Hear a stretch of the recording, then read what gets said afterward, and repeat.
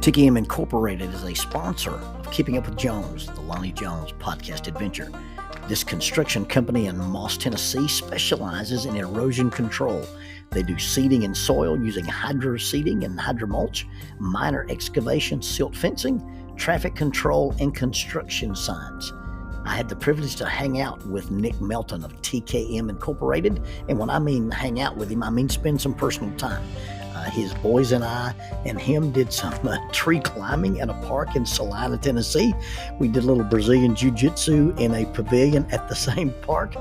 We've had breakfast together, and I got invited to work out with them in a CrossFit gym, and they nearly killed me. And I've also been to church with Nick Melton. Nick likes to say that TKM stands for the King's Men. Because you see, his mission, his life is that they serve the King. And if you want this guy and their company to do some work for you while they serve the King, you can contact them at 931-243-3958. That is 931-243-3958. The King's Men.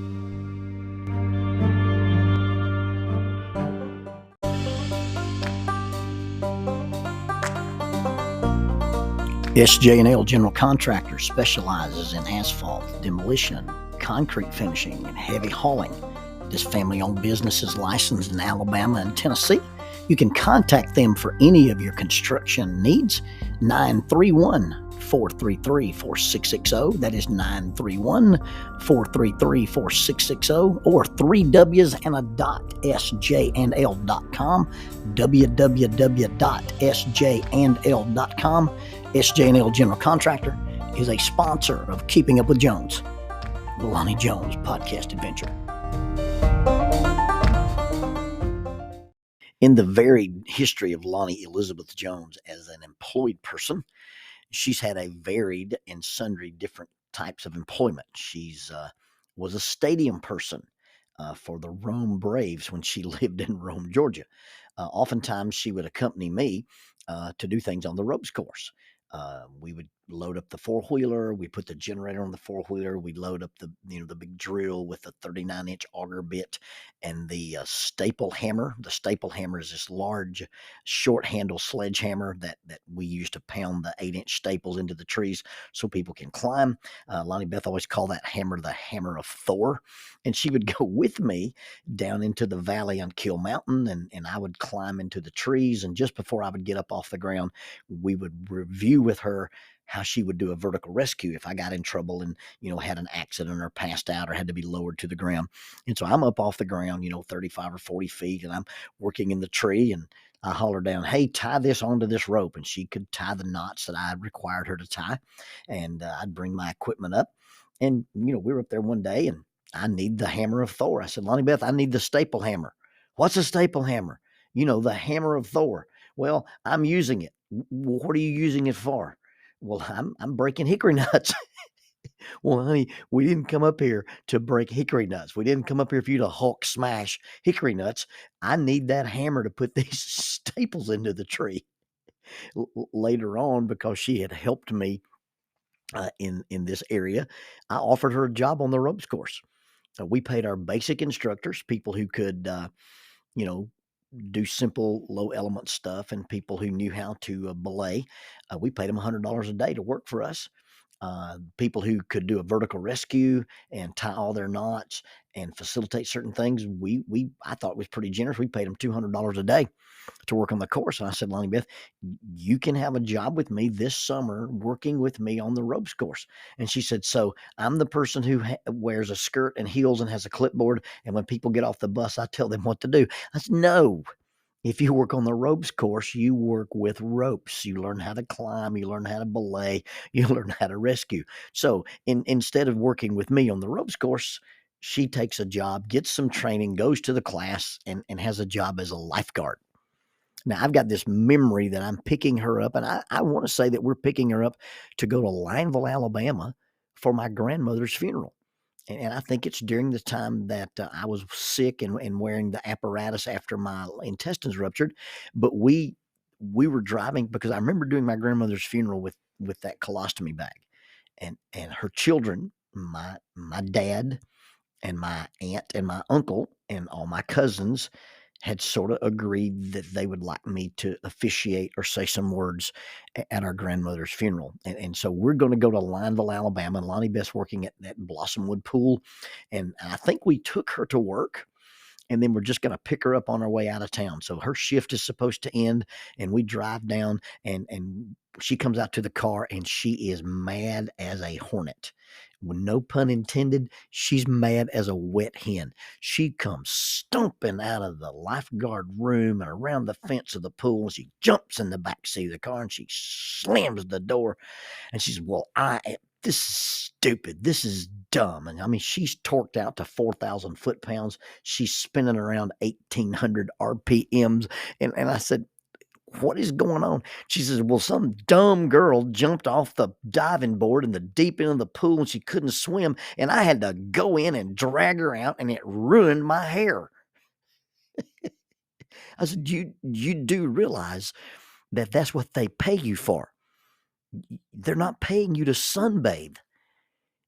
You signed up to jump in the water and mess up your hair when you took the job as a lifeguard. Now, I get it. You had other plans. You had other agendas. You had other intentions. You had other ideas. You had other expectations of what you were going to have to do, what you're going to be required to do. But being a lifeguard means you jump in the water and you get people out. And you get people out regardless of how they got in trouble. It's not just the people who are good swimmers and due to no fault of their own, they got in trouble. It's not just the people who are smart and make mistakes. You get to get in the water and get people out when dumb kids who can't swim jump off the diving board. You sit in the big tall chair so you can see everybody. And then if something happens to anybody, if somebody gets in trouble, if something goes wrong, you jump in and mess your hair up because that's your job. And it's inconvenient, and it's unpleasant, and it's frustrating and probably even disappointing if you had your hair just right. But yeah, you sit in that big chair not because you're closer to the sun, but so you can see the people that you're guarding. Nobody wants to be the one who gives all the time. No one wants to absorb all the time. No one wants to feel the burden of sacrifice all the time. Nobody likes to or wants to be the one in a relationship who is submissive. Yet, when we take on the job of being a spouse, if that's what becomes necessary to save it, that's what we do. That's what we signed up for. I remember when LB got married and her group of girls were praying with her, and she was studying with another young lady. They were kind of doing some meditations and some devotionals together. Just shortly, I think it was the night before she got married, she told Lonnie Beth, as they prayed together, she said, this is the last night that you're allowed to be selfish.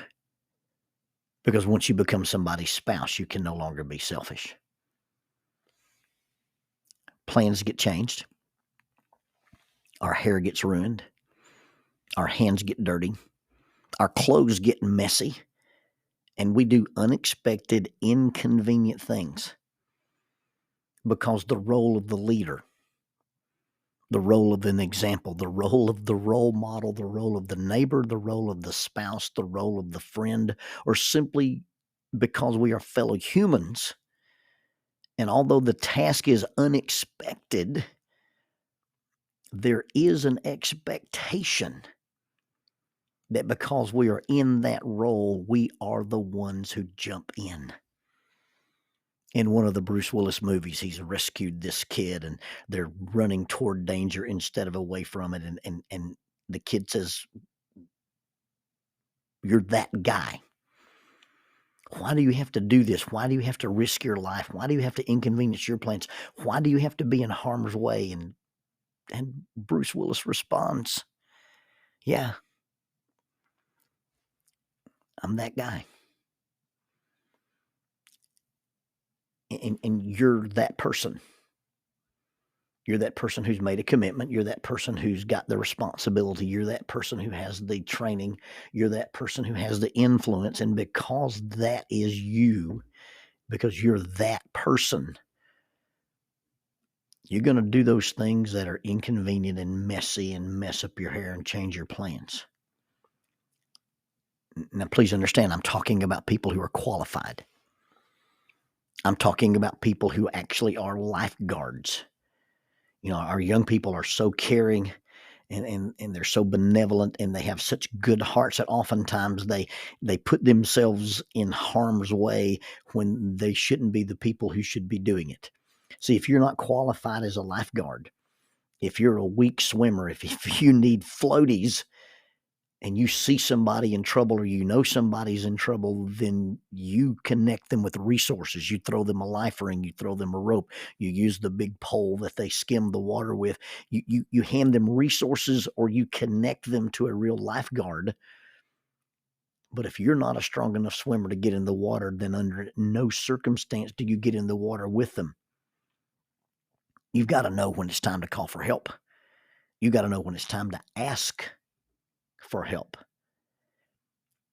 And if you play lifeguard and you aren't one, if you play lifeguard and you're not qualified, if you get in the deep end with people who are in deep and you have to have floaties to swim, then something way more important than your hair gets messed up.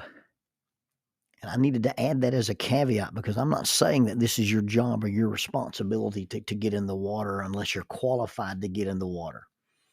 And if you're qualified to get in the water and that's your job, that's when you get in the water. And so please understand that I'm not trying to be dissonant here. I'm not trying to do mixed messages, but I'm talking about people who actually have the responsibility and the job to be the lifeguard. Now, the person who needs rescuing, the person who needs a lifeguard, it doesn't matter if the person needing you is dumb. It doesn't matter if they shouldn't have gotten in that deep or doesn't matter if they shouldn't have jumped in the first place. What matters is they did.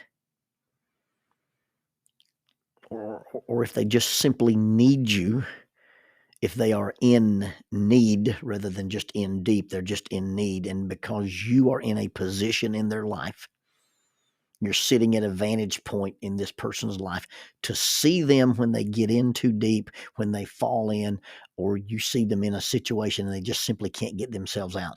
Because you are sitting there from a place where you can see them, by default, it becomes your job to be involved. Now, it may be that you're involved to the level that you give them resources or you connect them with people, or it may be that you're the person who has to go in with them. People don't make appointments to drown. They come to the pool for different reasons.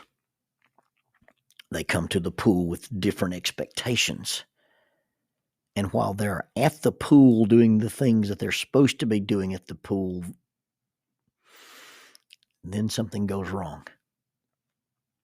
And when that something goes wrong, because you're in their life, because you're in that position in their life when it happens, then regardless of our plans, regardless of our schedules, regardless of our expectations, and regardless of our agendas, and regardless of our hairdos, because we're there in a person's life at that time in this position, even though it's unexpected, there is an expectation that we do something because we are the ones who have the opportunity.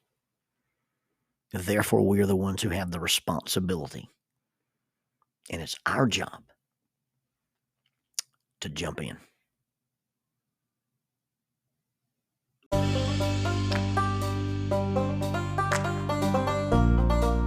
The mission of Heritage Christian University is simple. They aim to advance the churches of Christ by equipping servants through undergraduate and graduate programs. Heritage Christian University produces effective communicators of the gospel, focusing on evangelism and a commitment to Scripture. Heritage Christian University is accredited by the Association for Biblical Higher Education and offers the following degrees: Associate of Arts in Biblical Studies, Bachelor of Arts in Biblical Studies, Master of Arts, Master of Ministry, and Master of Divinity. Since 1968, Heritage Christian University, formerly International Bible College, has offered affordable degrees in biblical studies, allowing graduates to thrive in their ministries without the burden of loan debt after graduation. For more information about Heritage Christian University, visit www.hcu.edu. That's 3 W's and a dot, hcu.edu. Heritage Christian University is a sponsor of Keeping Up with Jones, the Lonnie Jones podcast adventure.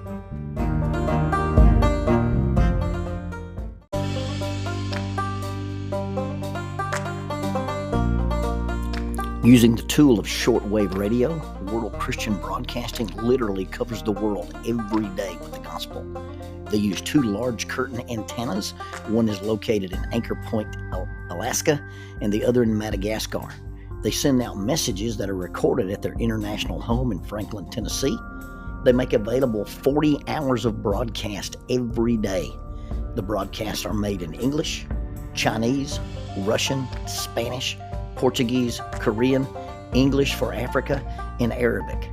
They would love for your group to visit them.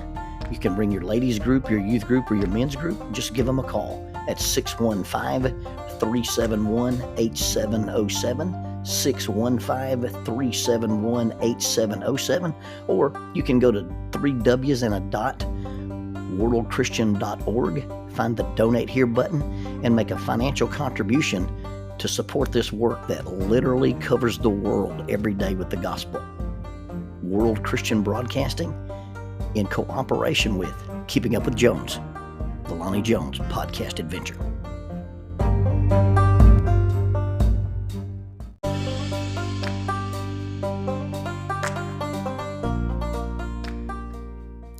Keeping Up with Jones, the Lonnie Jones podcast adventure, is sponsored by us. What? We sponsor ourselves? Is that even legal? Check us out on Amazon. You can have access to the titles of Pedagogue, the youth ministry book by Lonnie Jones; Cognitive Spiritual Development, a Christ-centered approach to spiritual self-esteem; Grappling with Life, Controlling Your Inside Space, a small essay using the principles of Brazilian Jiu-Jitsu to talk about psychological and emotional self-defense; If I Were a Mouse, a children's book written and illustrated by Lonnie Jones; and then The Selfish Reel, a very short story about a decision.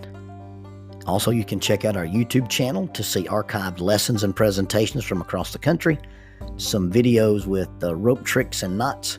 Don't forget to visit the Facebook page, 550 Guys, to learn about the little rope men that we make and that we invented and that we make. And then be sure to click like, subscribe, and share. This is Keeping Up with Jones, the Lonnie Jones podcast adventure.